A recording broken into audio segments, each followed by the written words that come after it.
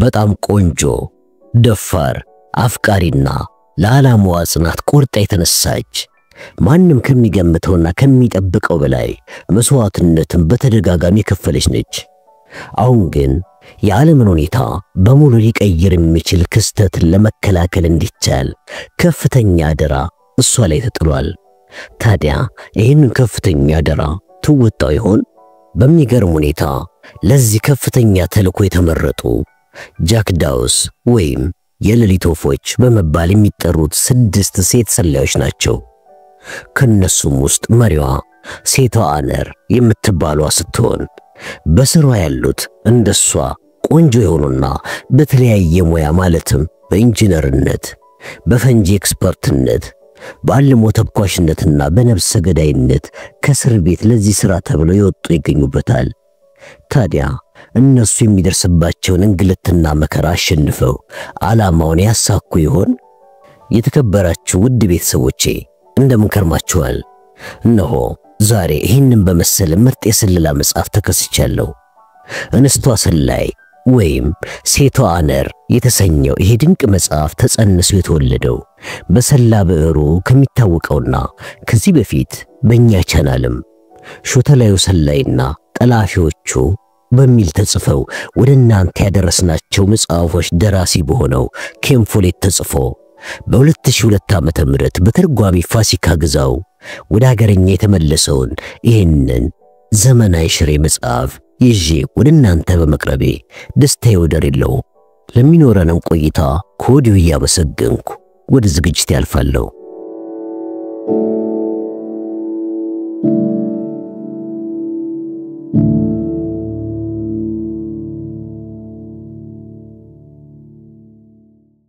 በስተሰሜን መንገድ በመኪና ሲሄዱ በከፍተኛ የቦምብ ድብደባ የፈረሰ አንድ ወዛደር ስፍራ አዩ። ቢያንስ በእያንዳንዱ ቅያስ አንድ ወደ ፍርስራሽነት የተለወጠ ቤት ይታያል። ፖልና ፍሌክ ከእስር ቤት ውጭ ተቀጣጥረው ስለነበረ ሩቢ ሮሜንን አብረው ሊጠይቋት ነው። ፒርሲ ደግሞ ወይዘሮ ዴኒስ ባየርን ለማነጋገር ወደ ሎንዶን ሄዳል። መሪውን የያዘው ፒርሲ በዚያ በሚቀፍ መንገድ ላይ በልበ ሙሉነት ነበር የሚያሽከረክረው። ፖል ሎንዶንን በደንብ ታውቃታለህ እንዴ? አለው። እዚያ አካባቢ ነው የተወለድኩት ሲል ፒርሲ መለሰለት። ፖል ስሜቱ ተነሳሳ። አንድ የድሃ ልጅ በእንግሊዝ ጦር ውስጥ ኮሎኔል ሊሆን እንደማይችል አውቋል። አባት ምን ይሰሩ ነበር? ከባቡር የሚወርድ ከሰል ይሸጥ ነበር። የራሳቸው ንግድ ሥራ? አይ ሳይሆን ለአንድ የከሰል ነጋዴ ተቀጥሮ። እዛ አካባቢ ነው እንዴ ተማርከው? ፒርሲ ፈገግ አለ። ምርመራ እየተካሄደበት እንደሆነ አላጣውም፣ ግን ግድ አልነበረውም። የአገሬው አንድ ቄስ ወደ አንድ ጥሩ ትምህርት ቤት የመግባት እድል አገኝ ዘንድ ረዱኝ። እዛ ነው የለንደን አነጋገሬን የረሳሁት። አውቀህ? አይ አውቄና ፈልጌ አይደለም። አንድ ነገር እነግርሃለሁ። ከጦርነቱ በፊት ፖለቲካ ወሳለው ሰዎች አንዳንዴ እንደዚህ አይነት አነጋገር ይዘህ እንዴት ሶሻሊስት ትሆናለህ አሉኝ። እኔም ትምህርት ቤት ሳለው ያነጋገር ድምጽ ጠፋ ተብዬ መገረፊን ነግራቸው ነበር። አንድ ሁለት ተብራሮችን ዝም አሰኟቸው። ፒርሲ ነጭ አይነት መስመር በተሰመረበት መንገድ ላይ መኪናውን አቁምና ቀና ብሎ ይሄ እስር ቤት ነው በማለት በምን ይደረጋል አይነት እጁን አወዳጨፈና ያሳዝናል አለ። ፍሌክ መግቢያው ጋር ሆና ስትጠባበቅ ነበር።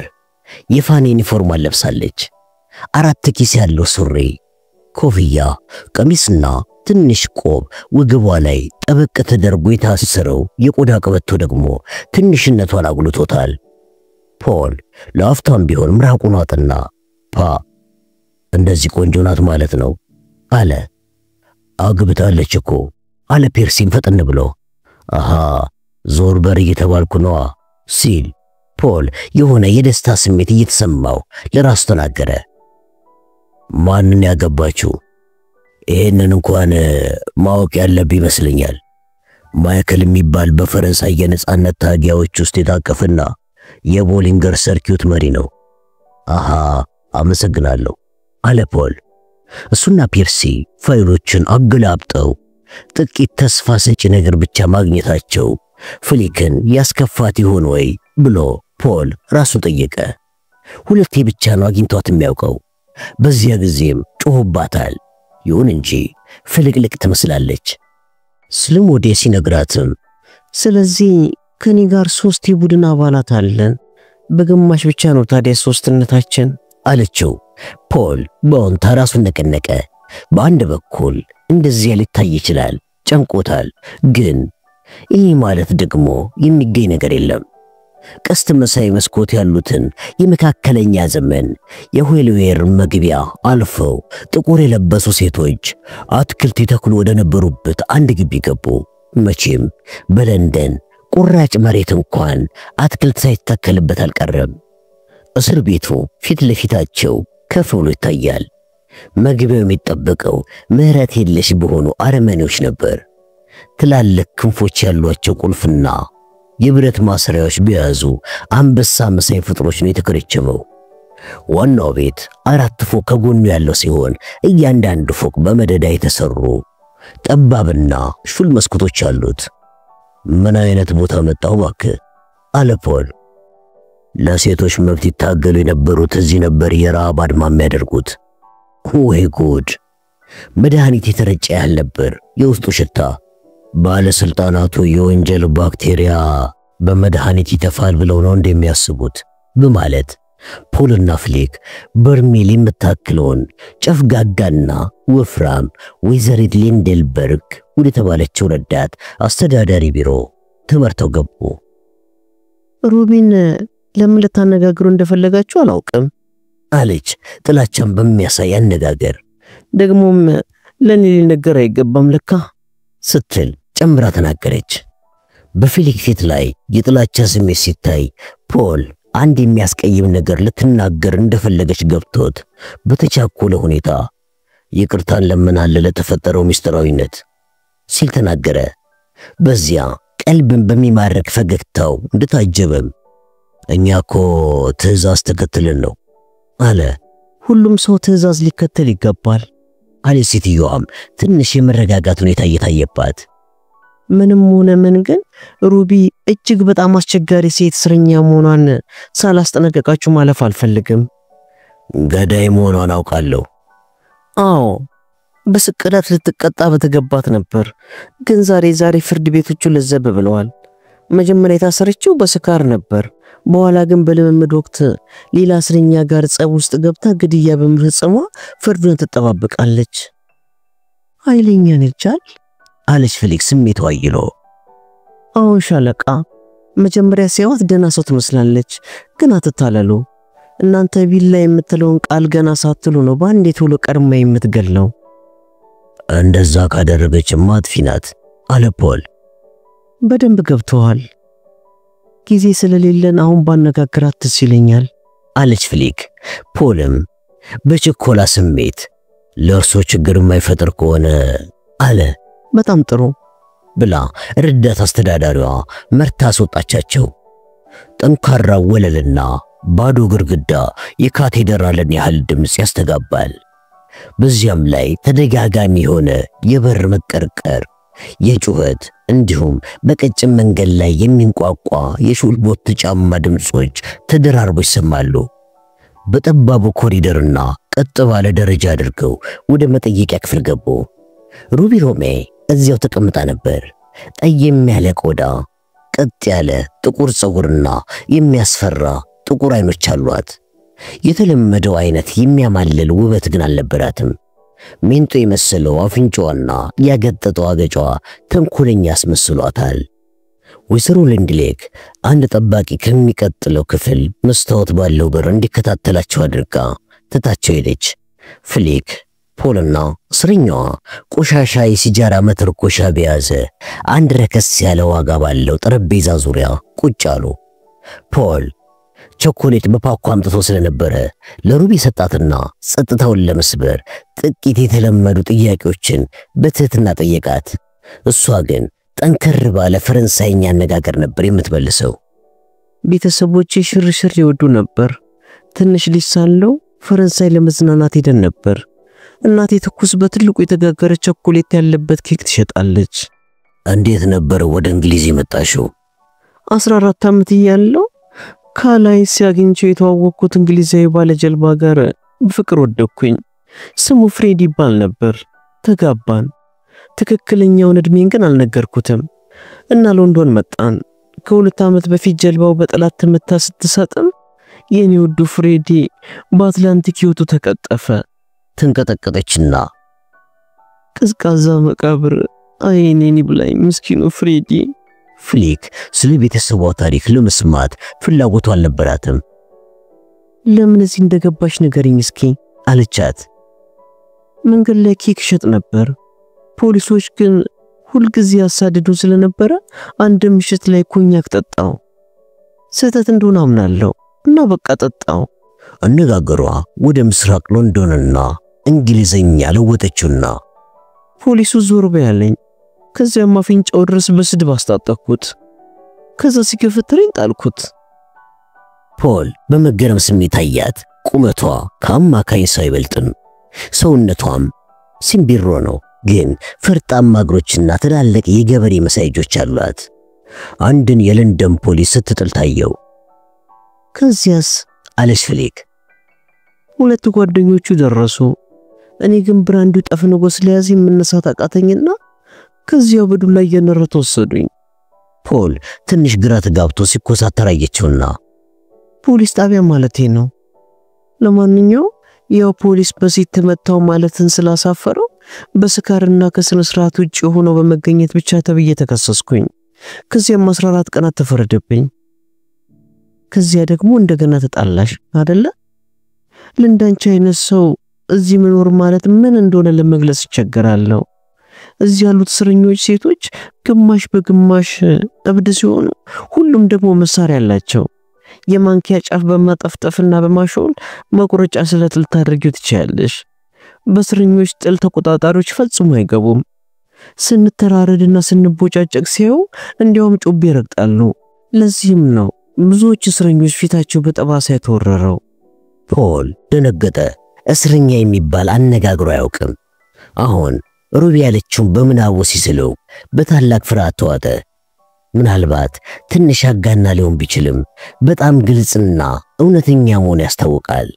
ስታወራ ሰው አመናት አላመናት ግድ አልነበራትም።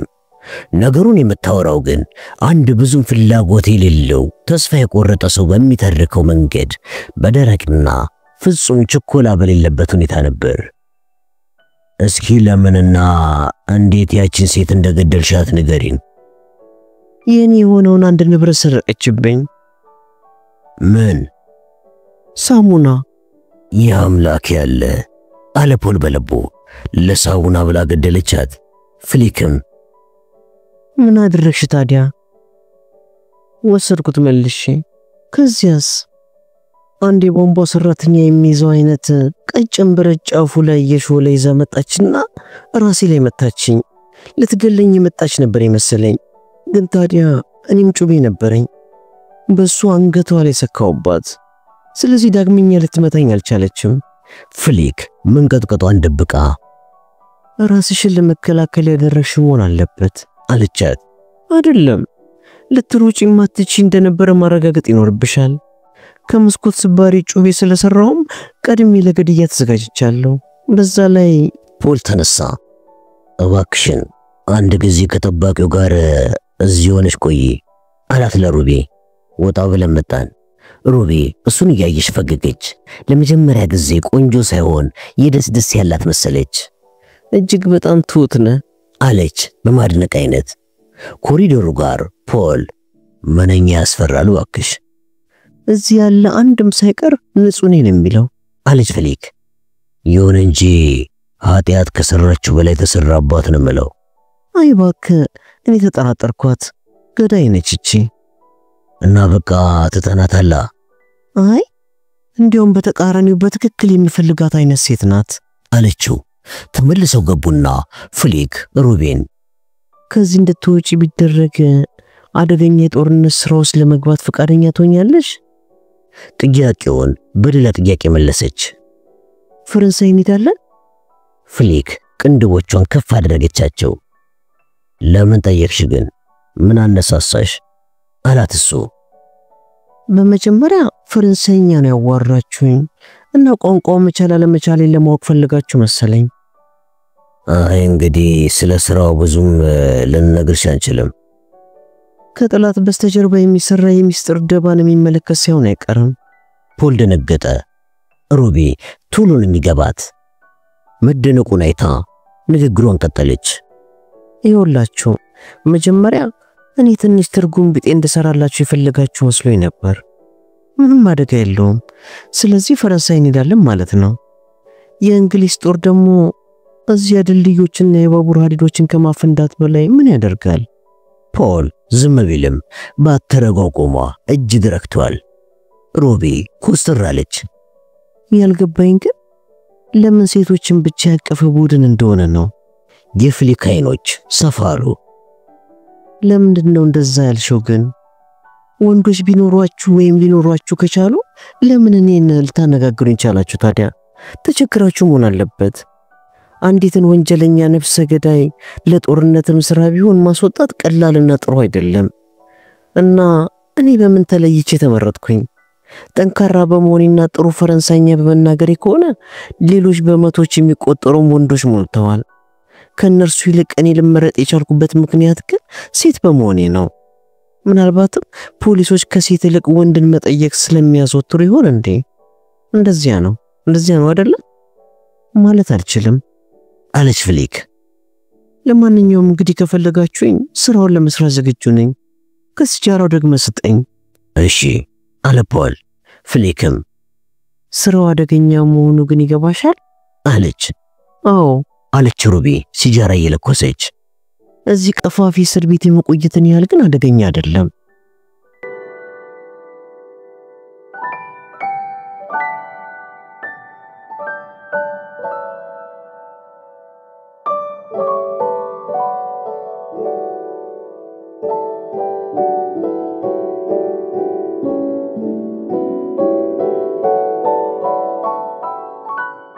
ሩቢን ተሰናብተው ወደ ረዳት አስተዳዳሪዋ ቢሮ ተመለሱ። የእርሱን እርዳታ በእጅጉ ሻለው ወይዘሮ ሊንድሌክ አለ ፖል አሁንም በቁልምጫ። ሩቢ ሮሚንን ለመልቀቅ ምን እንደሚያስፈልግ ብትነግሩኝ። ለመልቀቅ እንዴ? ግሬ እኮ ናት። ለምን ሲባል ነው የምትለቀቀው?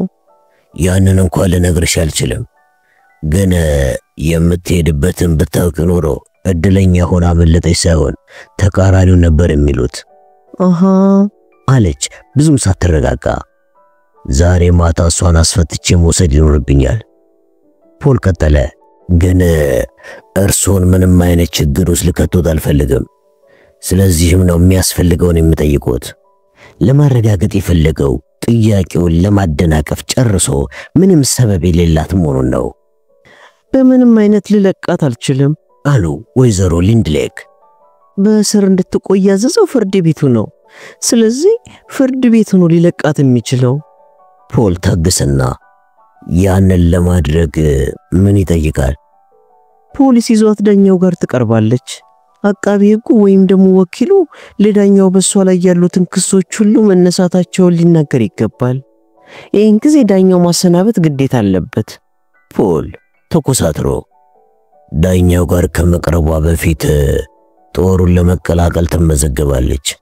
ይሄ ማለት ፍርድ ቤቱ ሲለቃት ወዲያውኑ ውትድርና ትገባለች ነው፣ አለበለዚያ ትሄዳለች። ወይዘሪት ሊንድሌክ አሁንም ማመን ተስኗት፣ ለምን ክሱን ያነሳሉ? ይሄ አቃቢ ሕግ የመንግስት ባለስልጣን ነው አይደል? አዎ። እንደዚያ ከሆነ ችግር የለውም። ፖል ተነሳ። ማታ ዳኛውን የአቃቢ ሕጉን ቢሮ ባልደረባንና ሮቢን ወደ ካምፕ በሚወስዳትን አንድ የጦር ተወካይ ይዤ እመጣለሁ። ሌላ ችግር አለ? ወይዘሪት ሊንድሌክ ራሷን ነቀነቀችና እኔም እንዳንተ ትእዛዝ እኮ ነው የምከተለው ሻለቃ። ጥሩ ውጡና። ፖል ቆም ብሎ ዞረ። ካሁን በፊት እስር ቤት የሚባል ቦታ መጥቼ አላውቅም አለ። ስለ ህንጻው መናገሩ ነበር። ፍሊክ ግን ያመረረች መሰለች። ብዙ ሴቶች እዚህ ተሰቅለዋል፣ ይሄ ተረት አይደለም አለች። ለምን እንደዚህ እንዳለች ግራ ገባው። በድንገትም ምክንያቱ ገባው። ድንገት ፈረንሳይ ልትታሰሪ ስለምትችይ ነው አይደለ? በሐሳብ ሄደች መሰለች። ልክ ነህ አለችው። ያንን ቦታ ለምን አምርሬ እንደጠላሁት አላውቅም፣ ግን እጠላዋለሁ። ልትሰቅልም ትችል ይሆናል ብሎ አሰብና ተወው። ቅርብ ወዳለው ጣቢያ ሲሄዱም ፍሊክ በሐሳብ ተጠምዳ ነበር። በጣም የሚረዳ ችሎታ አለ። ወይዘሪት ሊንድሊንግን ለኛ እንድትወገን ለማድረግ የተጠቀምክበት ዘዴ ተደናቂ ነው። እኔ ቢሆን ጭራሽ ባባባስኩት ነበር። ምንም አስፈላጊነት የለውም። በትክክል። አንተ ደግሞ ሮቢን ከነብርነት ወደ ድመት ቀየርካት። እንደዛ አይነት ሴት እንድትጠላኝ አልፈልግም። ፍሊክ ሳቀች። ራሴ እንኳን ያላሰብኩትን ነገር ነገርከኝ። ፖል እሷን በማስደነቁ ቢደሰትም ሐሳቡ ግን በሚቀጥለው ችግር ላይ ነበር። ዛሬ እኩለ ሌሊት ላይ በሃምፕሻየር ማሰልጠኛ ግማሽ የቡድኑ አባላት መግባት አለባቸው። የመጨረሻ ትምህርት ቤት እንለዋለን አለች ፍሊክ። አዎ፣ ዲያና ኮልፊልድ፣ ሞድ ቫለንታይንና ሮቢ ሮሜን። ፖል በመከፋት ስሜት ራሱን ነቀነቀና ስርዓት የሌላት መስፍን፣ እውነቱና ህልሙ የተምታታባት ቅብጥብጥ፣ ትንሽ የሚበቃት ውብ ነፍሰ ገዳይ። ፍሊክ በናዚ ለስቅላት ልትዳረግ የሚቻለውን ነገር ሲያስበው ፒርሲ ስለ ምልምሎቹ ችሎታ የተጨነቀውን ያህል ተጨነቀ። ለማኝ ማማረጥ አይችልም አለች ፍሊክ እየተፍለቀለቀች። የምሬት ስሜቷ ትኑ ጠፋ። ግን እኮ አሁንም የፈንጂ አዋቂ ወይም የቴሌፎን ኢንጂነር የለንም። ፍሊክ እጇን ተመለከተች። ምናልባት አሬፍ ለዴኒስ የቴሌፎን ልውውጡን እንዴት እንደሚያፈነዳ ሳይቶት ይሆናል። ፖል ፈገግ አለ። የፍሊክ ተስፋ ኃያል ነው።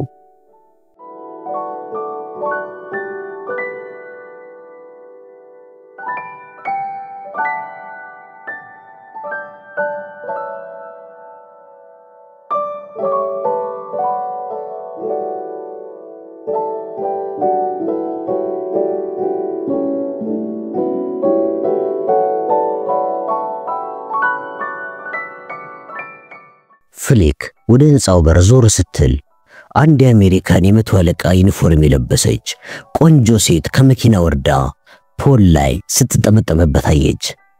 የፊቱን በደስታ መፍካትና እጆቹም ሴቷን አጥብቀው ማቀፋቸውን አጤነች።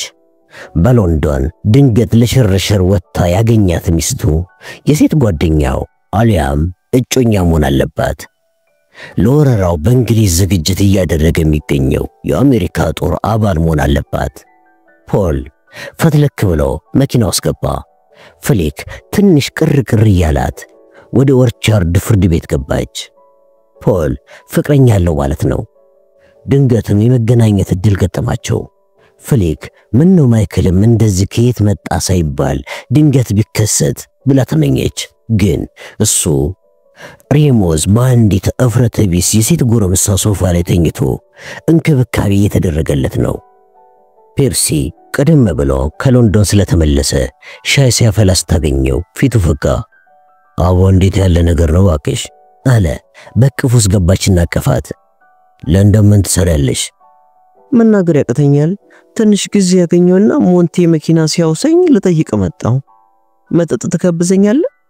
አይ የደቂቃ እንኳን ያህል ጊዜ የለኝም፣ ቀጠሮ አለብኝ አላት።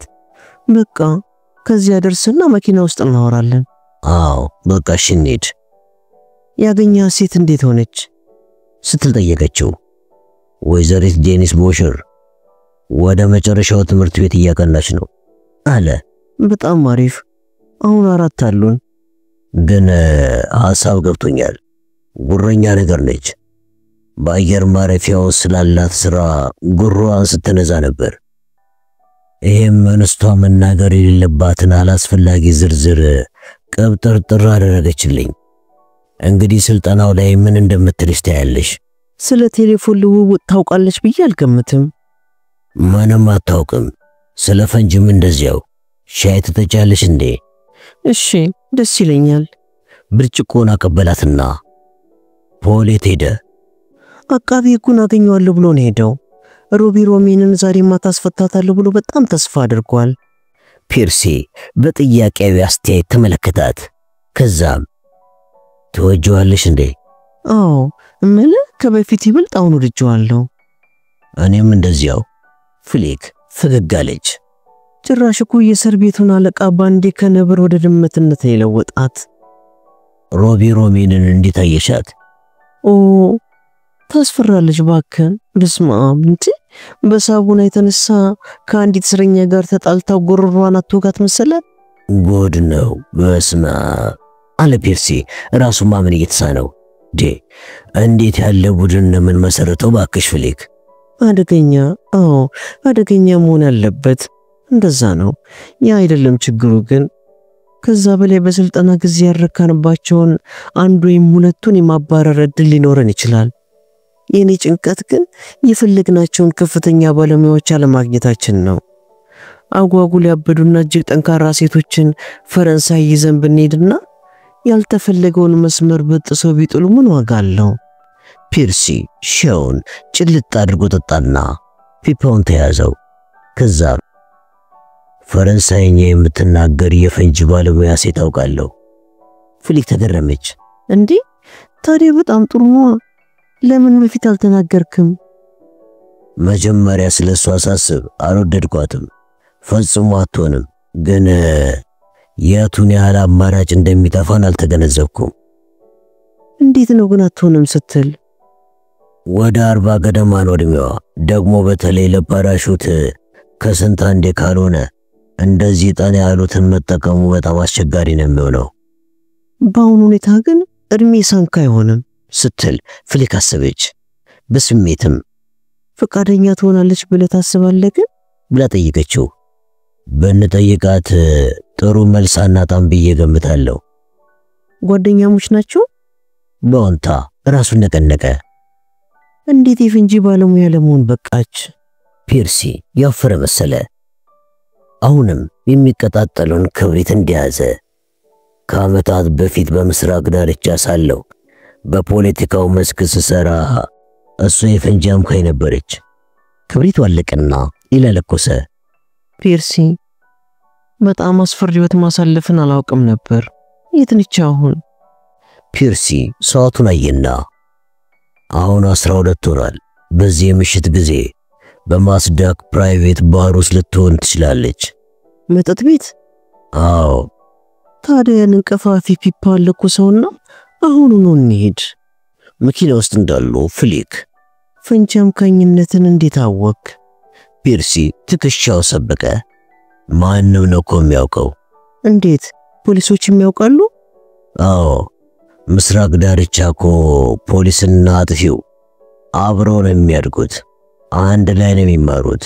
በአንድ ሰፈርም ነው የሚኖሩት እና ሲበዛ ይተዋወቃሉ። ታዲያ ወንጀለኞቹን ለይተው ካወቋቸው ለምን ያስሯቸው? ይመስለኛል ምንም ማረጋገጫ የላቸውም አይደል?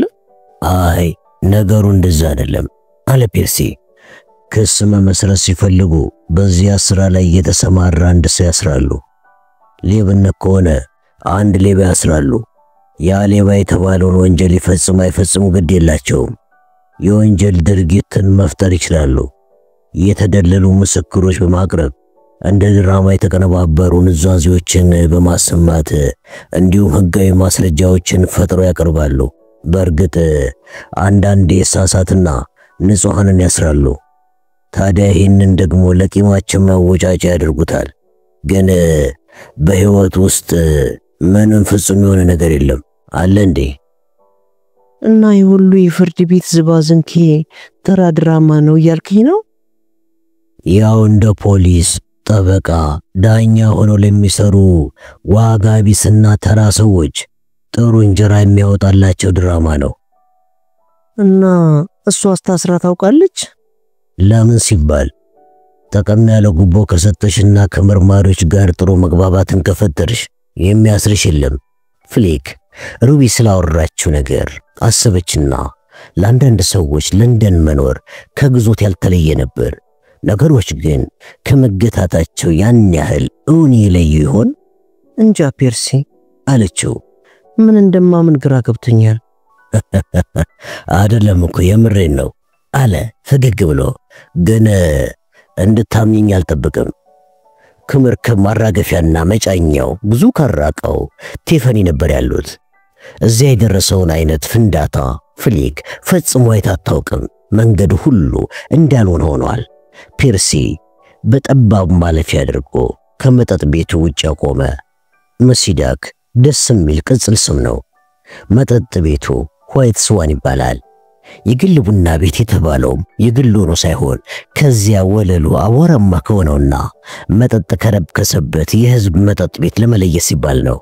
ፍሊክ ስለዚህ የስም አጠራር ሚስጥሮች ለፖል ብነግረውስ ብላ አሰበች። ይገርማል።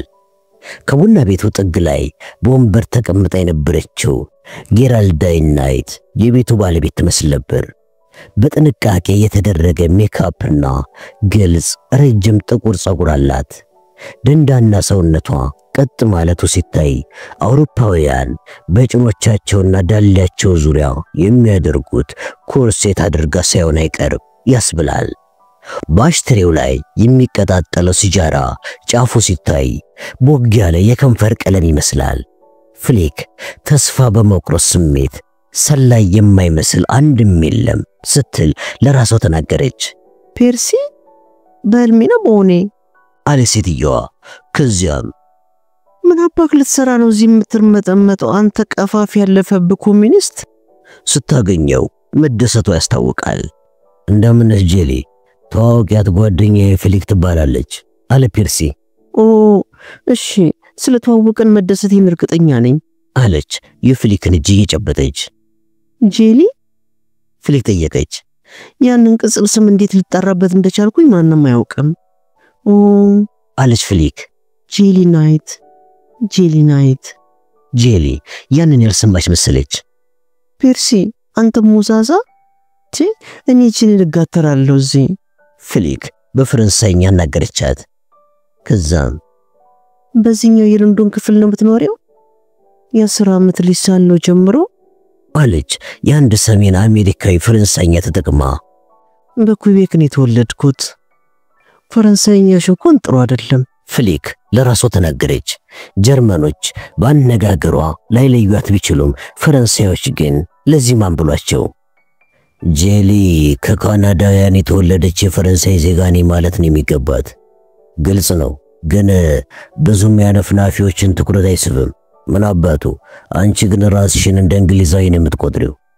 እንደ እንግላንዳዊ እንደ እንግሊዛዊ አይደለም አለች ጄሊ በታላቅ ቁጣ ወደ እንግሊዝኛ በማዞርም። የእንግላንድ ቸርች ተከታይ፣ የወግ አጥባቂዎች ደጋፊ፣ የሪፐብሊካውያን የመናፍቃውያን የውጭ ዜጎች ጠላት ነኝ። ፔርሲን እያየችም አሁን የሚያጫወተኝን ሳይጨምር ማለት ነው ስትል ጨምራ ተናገረች። ፔርሲ አንቺ ግን በዚያ የውጭ ዜጋ ከቫይኪንጎቹ መምጣት በኋላ ታይቶ በማይታወቅ ሽቅብ እርሻ ባለው ዮርክሻየር ነው ልትኖር የሚገባሽ። እዚህ ሎንዶን በሩሲያዊ ቮልቪስኮች ዙሪያ ተሰብስበሽ እንዴት እንደምትኖር አይገባኝም። በጀርመናዊ አይሁዶች፣ በአይሪሽ ካቶሊክና አጓጉል በየቦታው ትናንሽ ጸሎት ቤቶችን በመገንባት ከተማዋን ውበት በሚያስዋጧት የዌልስ ሰዎች እኮ ነው የተከበብሽው። ሎንዶን እንደ ድሮ አይደለችም እኮ ፔርሲ። የውጭ ዜጋ በነበርሽበት ጊዜ እንደነበረችው አይደለችም። ይሄ የቆየ ጉልፈሊጥ ነው አለች ፍሊክ ትግስት አቋረጠቻቸውና። በጣም ሀገር ወዳድ መሆንሽን ስሰማ ደስ ብሎኛል ጄሊ። ለምን እንደዚህ አይነቱን ነገር እንዳስደሰተሽ በጠይቅሽስ?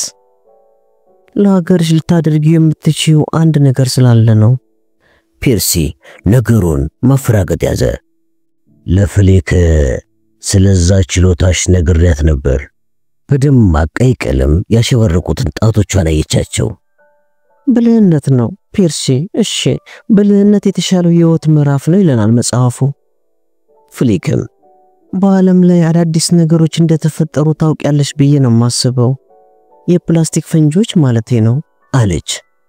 የወቅቱን እድገት ለማወቅ ጥሬያለሁ አለቻት ጄሊ በግዴለሽነት። የፊቷ ገጽታ ተለወጠና ፍሊክን በተንኮል አስተያየት አየቻት። ከጦርነቱ ጋር የተያዘ ነገር ነው አይደለ? አዎ አስገቡኛ ታዲያ። ለኢንግላንድ ማንኛውንም ነገር አደርጋለሁ። ለጥቂት ቀናት ርቀሽ ትሄጃለሽ። ጣጣ የለውም። ላትመለሽ ትችያለሽ። እና ምን ማለት ነው? የፈለገ ይሁን። በጣም አደገኛ ነው አለች ፍሊክ በእርጋታ። ጄሊ የተቀየመች መሰለች። ኦ ዋጠችውና ምንም ለውጥ የለውም አለች እንዳላመነች ሆና። እርግጠኛ ነሽ? ጄሊ በነገሩ በጣም የተጨነቀች ያህል ሐሳብ ውስጥ ገብታ ነበር። አንድ የሆነ ነገር እንዳፈነዳ ነው አይደል የምትፈልጉት? ፍሊክ በጸጥታ ራሷን በመነቅነቅ መልስ ሰጠቻት። ባህር ማዶ አይደለም ነው እንዴ? ሊሆን ይችላል። የጄሊ ፊት በሜካፕ ውስጥ ነጭ ሆነ። ኦ እናትዬ ድረሽ። ፈረንሳይ እንዲሄድ ነው እንዴ የምትፈልጉት? ፍሊክ ምንም አልተናገረችም። ከጠላት ጀርባ ምናምን አረባ እያለው እኔ ማለት እንደዚህ አይነቱ ነገር አርጅቻለሁ ማለት ተጠራጠረች። ማለት 37 ነኝ። መቼም 5 ዓመት ቀንሳን የነገረችን ስትል ገመተች ፍሊክ። ኦ ግን አንድ እኮ ነው ምን መስለው እኔ 30 ሊሆነኝ ነው። ለአደጋ ዘሎ ስራ አላረጀንም። አርጅተናል እንዴ? ስለ ራስሽ ልታወሪ ትችያለሽ። እኔን ግን ለቀቅ አድርጊኝ። የፍሊክ ልብ ደለቀ። በቃ ጄሊ እምቢ ማለቷ ነው። እቅዱ ሁሉ ባልሆነ መልኩ ነው የገባት ብላም ስጋት ውስጥ ገባች። ከዛም ፈረንሳይኛ አቀላጥፈው እየተናገሩ እንደገና ደግሞ ስራውን በብቃት የሚሰሩ ባለሙያዎችን ማግኘት አይቻልም። ድሮውንም አይሆን ያለው ነገር ነው።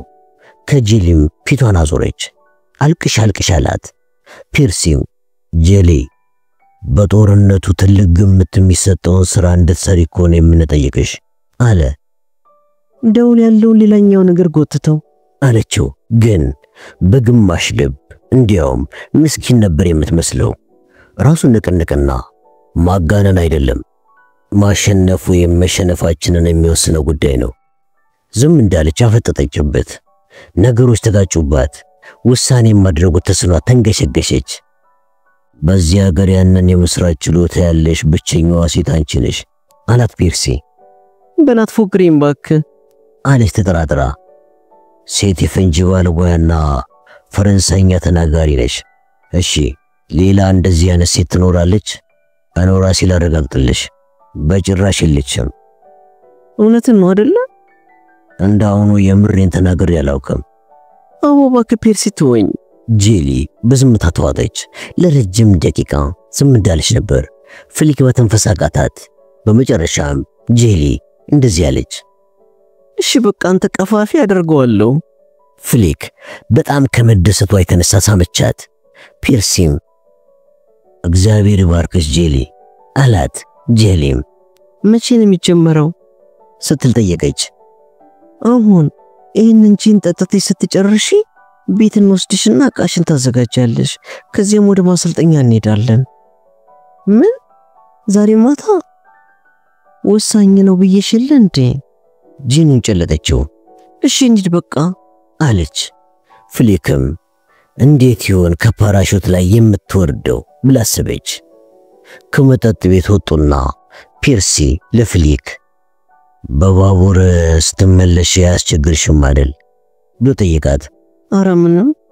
እንግዲያውስ ነገ ትምህርት ቤት እንገናኝ። አመሰግናለሁ አለችና በደስታ ስሜት ፍሊክ ወደ ባቡር ጣቢያው አመራች። ቀለል ባለው የበጋ ምሽት የምስራቅ ዳርቻዋ ደማምቃለች።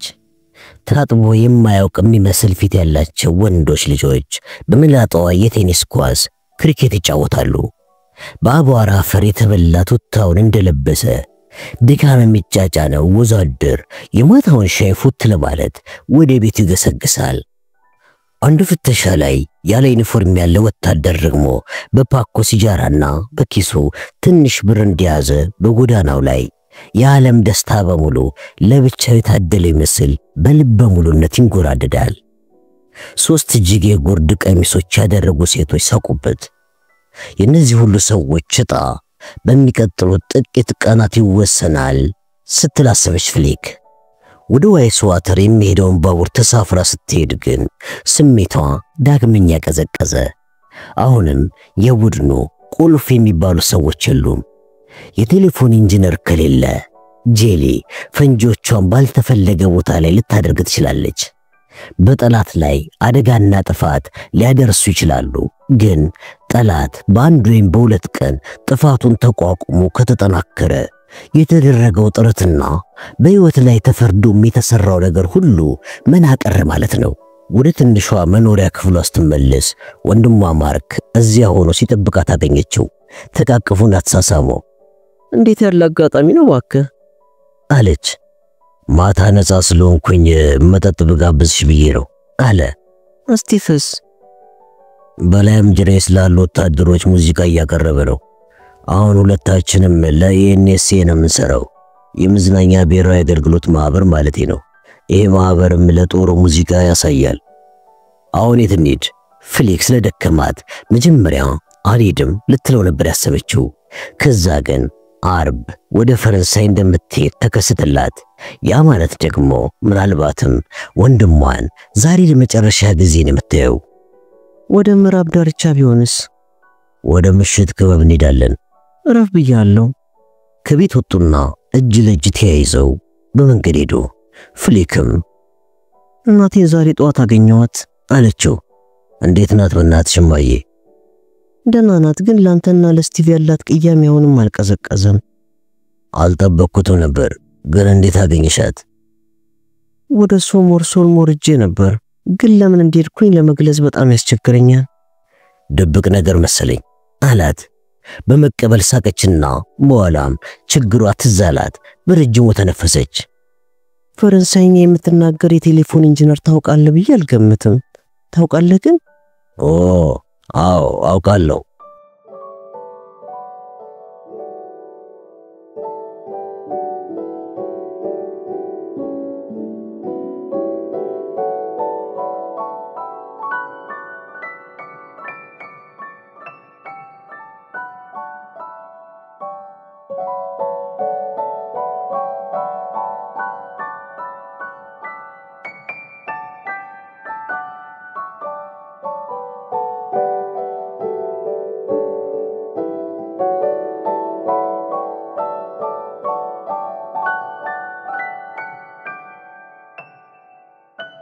ማዴሞይስል ሌማዝ ስቃይ ላይ ነበረች። ፊቷ በጭንብል ታፍኖ እንደቀዘቀዘ ከትንሿ ጠረጴዛ ወንበር ላይ ዘጭ ብላ ተቀመጠች። ለመንቀሳቀስ አልደፈረችም። አሁንም ባርኔጣዋን አድርጋ በጭኗ ቦርሳዋን እንደያዘች ነበር። ትናንሽ ወፋፍራም እጆቿ የቦርሳዋን መያዣ በስሜት ይጨምቁታል። ጣቷ ላይ ቀለበት የሚባል ነገር የለም። በደንብ የተሰፋውን ልብሳቸውን የለበሱ አምሽተው የሚሰሩ ጸሐፊዎች አጠገቧ ታይፕ እያስጮሁ ፋይል ያገላብጣሉ። የዲያተርን ትዕዛዝ በመከተል አይናቸው ከአይኗ ጋር ሲጋጭ ይስቃሉ። ከሴቶቹ አንዷም ቡና ወይም ውሃ እያቀረበችላት ቶሎ ቶሎ ታጓራታለች። ዲያተር በአንድ ጎን ሂንስና ስቴፋኒ በሌላ ጎን እንደተቀመጡ ይታያታል። ሂንስ ማለት እጅግ ሲበዛ ጠንካራ በችግር የማይሸነፍ የጀርመን ወዛደር አይነት ነው። ራሱን በመቆጣጠር ተረጋግቶ አየ። ብዙ ስቃዮችንና ግርፋቶችን አይቷል። ስቴፋኒ ይበልጥ ስሜቷ ይነካል፣ ግን እሷም እንደምንም ራሷን በመቆጣጠር ላይ ነበረች። የተከፋች ብትመስልም ምንም አላለችም። በሕይወቷ ትልቅ ዓላማዋ ዲያተር ማስደሰት ነው። የማዴሞይስል ህመምና ስቃይ አካላዊ ብቻ እንዳልሆነ ዲያተር ተረድቷል። ከፈነዳው ኩላሊቷ የባሰ የሚያሰቃያት እዚያ ደህና ልብሳቸውን ለብሰው የዕለት ተዕለት እንቅስቃሴያቸውን በሚያከናውኑ ትህትና የሞላቸው ሰዎች ባሉበት ክፍል ራሷን ከወለሉ ጋር ማሸቱ ነበር። እንደዚያ ለተከበረች ባልቴት ይሄ የመጨረሻ የውርደቶች ውርደትና ከቅዠት የባሰ ስቃይ ነው። ራሷን እንደምንም የመቆጣጠር ኃይሏን አደነቀና ግን ስቃይ በስቶባት ሁሉንም ነገር ፍርጥርጥ አድርጋ ትነግረኝ ሆነ ወይስ ትቋቋመዋለች ብሎ ተገረመ። ወጣት አስር አለቃ ከዲያተር ጎን መጥቶ እጁን ወታደራዊ ሰላምታ በማቅረብ ይቅርታ፣ ወደ ሻለቃ ወይበር ቢሮ እንዲመጡ ነግሮት ዘንድ ተልኬን የመጣሁት አለ። ዲያተር ስትፈልግ ራስህ መታናግረኝ ብሎ ሊልክበት ፈልጎ ነበር፣ ግን በጣም አስገዳጅ በሆነ ሰዓት እንጂ ገና ካሁኑ እንደዚህ ጸብ ውስጥ መግባቱ ምንም እንደማይፈይድለት ተረዳ። እንዲያውም የተወሰኑ ነገሮችን ለቀቅ ቢያደርግለት ዌበር ጭራሽ ሊተባበርም ይችላል። ወደ ሃንስ ዞርና ሃንስ ከተናገረች ምን እንደምትጠይቃት ታውቃለህ አይደል? አሁን ሻለቃ ግን ካልተናገረች ለማንኛውም ስቴፋኒ ወደ ካፌ ዲስፖርት ሄደሽ አንድ ጠርሙስ ቢራና ብርጭቆ ይዘሽልኝ ትመጪ ላስቸግርሽ አላት። ኧረ ምንም ችግር የለም። እሷ የፈለገችው ከዚያ ከስቃይ ትዕይንት ዞር ማለቱ ስለነበረ በጣም ነበር ደስ ያላት። ዲያተር 10 አለቃውን ወደ ዊሊ ዌበር ቢሮ ሲር ተከተለው። ከህንጻው ፊት ለፊት የነበረ ትልቅ ክፍል ሲሆን በሶስቱ መስኮቶች አደባባዩን ከላይ ማየት ይቻላል። ዲያተር ከከተማው ሸሽታ የምትጠልቀውን ፀሐይ ተመለከተ። ስቴፋኒ እንዳማረባት ግን ደግሞ ኃይል ጨምራ በዚያ በታኮ ጫማዋ አደባባዩን ስታቋርጥ አያት። ወታደሮች በአደባባዩ 3 ትላልቅ ድንጋዮች በመደዳ ደርድረው እንደ ምሰሶ ለማቆም ደፋ ቀና ይላሉ። ዲያተር ተኮሳተረና የሚረሸኑ አሉ ማለት ነው? ከውዱ ጦርነት በሕይወት የተረፉ 3 አሸባሪዎች ናቸው አለ ዌበር። ዲያተር ራሱን ነቀነቀና የሚያውቁትን ሁሉ ነግረውኛል እኮ። ቢሆንም ወደ ነጻነት ታጋዮች የመቀላቀል ፍላጎት ሊኖራቸው የሚችሉ ሌሎች ዜጎችን ለማስጠንቀቅ ይረዳን ዘንድ በአደባባይ ይረሸናሉ አለ። ጥሩ ሐሳብ ነው አለ ዲያተር። ይሁን እንጂ ጋስተን ብቻ ነው የአካል ብቃት ያለው። ሁለቱ ቤርትራንድና ጄኔቭ እጅግ በጣም ተጎድተዋል። መራመድ ካሁን በኋላ መቻላቸውን እንኳን እጠራጠራለሁ አለ ዲያተር። እጣቸውን እንዲያገኙ ያደርጓቸዋል። እኔ ግን አንተን ያስጠራው ስለሱ እንድታወራልኝ አይደለም። ፓሪስ ያሉት አለቆቼ ምን መሻሻል አደረጋችሁ ብሎ ስለጠየቁኝ ነው። እና ምን ነገርካቸው ታዲያ ዊሊ? ከ48 ሰዓታት በኋላ አሁንም አንዳች ነገር ትንፍሽ ያላለች አንድ የጣምራ ጦሩን ወኪሎች አስጠልላ የሚሆን አይሆን የማትታወቅ አንዲት አሮጊት መያዛችንን ተናገርኩኝ። ምን ልትላቸው ትፈልጋለህ? ዌበር በቲያትራዊ ሁኔታ ጠረጴዛውን ግዋ አደረገው። የፈረንሳይ ነፃ አውጪዎችን አጥንት ሰበርን ብዬ ልንገራቸው እንዴ? ያ እንኳን ከ48 ሰዓት በላይ ሊፈጅ ይችላል። ይቺ ያረጀች ላም ለምን አታሰቃያትም ግን? እያሰቃየዋት ነው። ሽንት ቤት ሄዳ እንዳትሸና በመከልከል የኛ ጎበዝ። ምን የሚሉት ስቃይ ነው ደግሞ? አሁን ባለው የሴትዮዋ ሁኔታ እጅግ በጣም ውጤታማ ነው ብዬ ገምታለሁ። ያለኔ አዋቂ የለም እንዳልክ ነው ሁሌ። ጉራ አይቻልም። ግን ሻለቃ እቺ አዲስቷ ጀርመን ናት። ያስተማሪ ልጅ ስለሆንክ እየተነሳ በትንሽ በትልቁ ፈራጅ ልትሆን አትችልም። አንተ አትቀልድ። ዝም ብላ አፍ እንዳመጣላት ታውራ። ወይስ ልጠይቅ አንተን? አባት በዩኒቨርሲቲ ወሳኝ ቦታ ባይኖረው ኖሮ በኮሎኒ የምርመራ ክፍል ቦታ ይኖር ነበር እንዴ አንተ?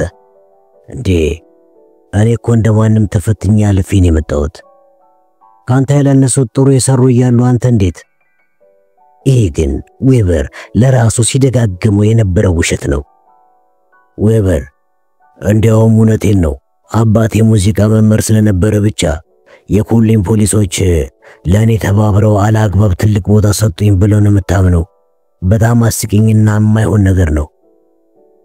ድሮ እኮ እንደዚህ አይነት ነገሮች ተራና የተለመዱ ነበሩ። ዲያተር በረጅሙ ተነፈሰ። ዌበር ግማሽ በግማሽ ልክ ነበረ። ጀርመን ውስጥ በዘመድ መቀጠር በጣም የተለመደ ነበር። ዌበር ግን ሹመት ሳያገኝ የቀረው በዚህ ተደናቅፎ አልነበረም። ሐቆ የድንቁርናው ጥግ ነው። ከችሎታው ይልቅ ጉልበቱና ጡንቻው እንዲሁም አክራሪነት የሚሰራበት ቦታ ካልሆነ የትም ብሄር ተቀባይነት አያገኝም። ዲያተር ከእንዲህ አይነቱ ደንቆሮ ጋር መመሳሰሉ ሰለቸው። በቃውም። ስለ ማድሟሴል ሳትጨነቅ ብዙም ሳትቆይ አሁን ታወጣለች አለ ወደ በሩ እየሄደ። የፈረንሳይ ነፃ አውጪዎችን አጥንታቸውን እንሰባብረዋለን። ትንሽ ብቻ ታገሰኝ ብሎት ወጣ። ወደ ዋና ቢሮ ሲመለስ ማድሟሴል ሌማስ አሁን ትንሽ የማቃሰት ድምጽ እያሰማች ነበር። ዌበር ትዕግስቱን ስላስጨረሰው ዲያተር ነገሩን ማፋጠን ፈለገ። ስቴፋኒ ስትመለስ ብርጭቆውን ጠረጴዛው ላይ አስቀምጦ ጠርሙሱን ከፈተው። ከዚያም ቀስ በቀስ በእስረኛዋ ፊት ቀዳው። የስቃይ የእንባ ዘለላዎች ከዓይኖቿ ወርደው ወፋፍራም ጉንጯን አራሱት። ዲያተር ከቢራው በደንብ ተጎነጨለትና ከዚያም ብርጭቆውን አስቀመጠ። ስቃይሽ ሊያበቃ ምንም አልቀረውም ማድሟሴል አለ። እፎታሽ ቀርቧል። በጥቂት ደቂቃዎች ውስጥ ጥያቄዎችን በመመለስ እረፍትና ግልግልን ታገኛለሽ። አይኖቿን ጨፈነች። የእንግሊዝ ሰላዮችን የት እናገኛቸዋለን? እንዴትስ ነው አንዳችሁ ሌላችሁን ለይታችሁ የምትተዋወቁት? ምንም ትንፍሽ አላለችም። ኮዳችሁ ምንድነው? ለአፍታ ያህል ቆይና በጭንቅላትሽ መልሶቹን አዘጋጂ። ግልጽ መሆናቸውንም በማረጋገጥ ዋናው ሰዓት ላይ ያለ ብዙ ገለጻ ወዲያውኑ ትነግሪኝና ከዝጋይስ ትገላግያለሽ አላት። ቁልፉን ከኪሱ አወጣና ሃንስ እጇን አጥብቆ ያዝ። አጎንብሶ ቁርጭምጭሚቷን ከጠረጴዛው ጋር ጥፍንግ አድርጎ ያሰረውን ፈታላትና እጇን ያዛት። ተከተይን ስቴፋኒ አለ። ወደ ሴቶቹ መጸዳጃ ክፍል ነው የምንሄደው በማለት ከክፍሉ ወጡ። ስቴፋኒ እየመራቻቸው ነበር። ዲያተርና ሃንስ ከንፈሯን እየነከሰች በመከራ ትንገዳገድ የነበረችውን እስረኛ እየጎተቷት ነበር። ኮሪዶሩ መጨረሻ ላይ ደርሰው ዳመን ተብሎ የተጻፈበት በር ጋር ቆሙ። ማድሞአሴል ሌማስ ገና ስታየው ድምጿን ከፍ አድርጋ ቃሰተች።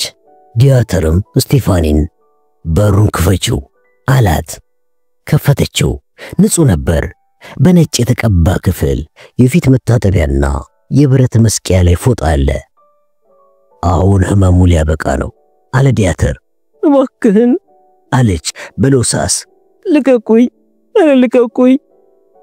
እንግሊዛውያኑ ሰላዮች የት ነው የምናገኛቸው? ማድሞአሴል ሌማስ ማልቀስ ጀመረች። ዲያተር በተረጋጋ ስሜት ሰዎቹን የት እናገኛቸዋለን እያልኩሽ ነው። ካቴድራል ምድር ቤት፣ እባካችሁ ልቀቁኝ። ዲያተር በረጅሙ የእርካታ ትንፋሽ ተነፈሰ። በስንት ሰዓት?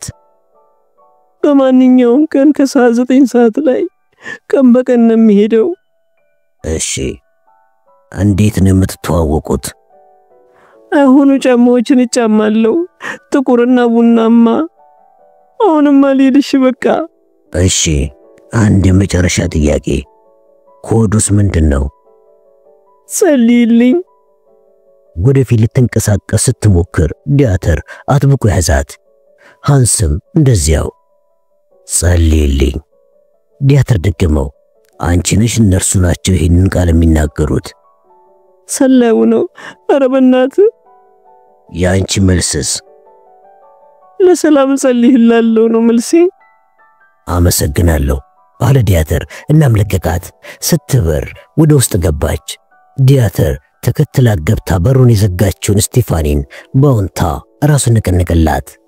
እርካታውን ሊደብቅ አልቻለም። ይኸውላ ሃንስ መሻሻልን አመጣን።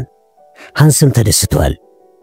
ካቴድራል ምድር ቤት ውስጥ 9 ሰዓት በማንኛውም ቀን ጥቁርና ቡና ጫማ ጸልይልኝ። መልሱም ለሰላም ጸልይላለሁ። ኡፍ! አቤት ባስደሰቱ። እንደወጡ እስረኛዋን መልሰው ወደ እስር ቤት ለፖሊስ አስረክባት። አንድ የሆነ ካምፕስ ተቃጥላ እንድትጠፋ ይደረጋል አለ ዲያተር። ሃንስ ራሱን ነቀነቀና ግን በጣም ጭካኔ ነው የሚሆነው ጌታዬ፣ በተለይ ባልቴት በመሆኗ አለ። አዎ፣ እሷ ባሰለጠነቻቸው ሽብርተኞች የጀርመን ወታደሮችና የንጹሃን ፈረንሳያን ሕይወት መጥፋቱን እስከምትረዳ ሊመስል ይችላል። ያ ሲገባ ግን ቀላል ቅጣት የሚባል ነው ትላለህ? አዎ፣ ከዚህ አንፃር ልክ ነው ጌታዬ።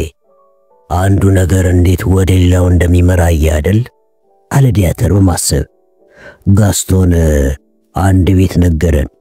ከቤቱ ባልቴቷን አገኘን። እሷ ደግሞ የካቴድራሉን ምድር ቤት ነገረችን።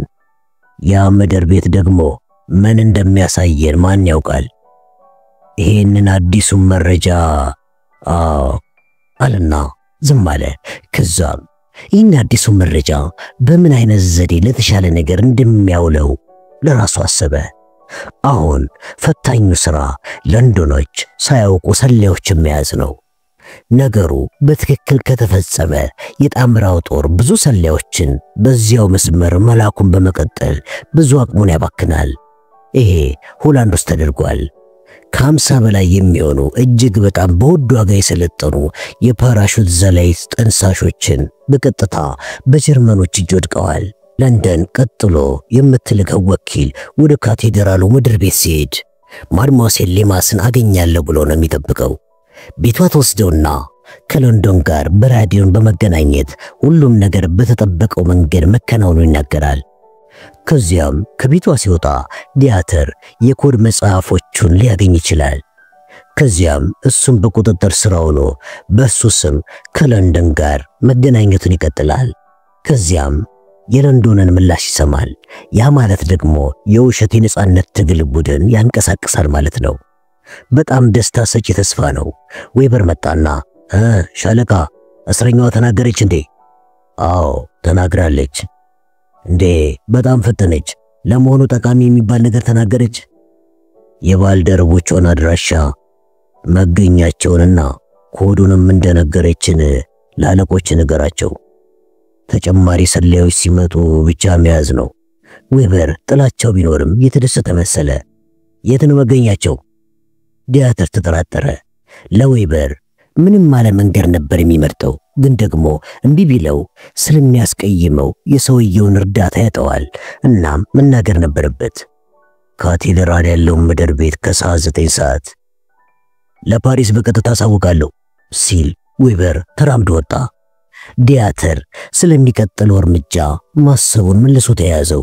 ብሩድቦሮስ የነበረው ቤት የተገነጠለ ነው።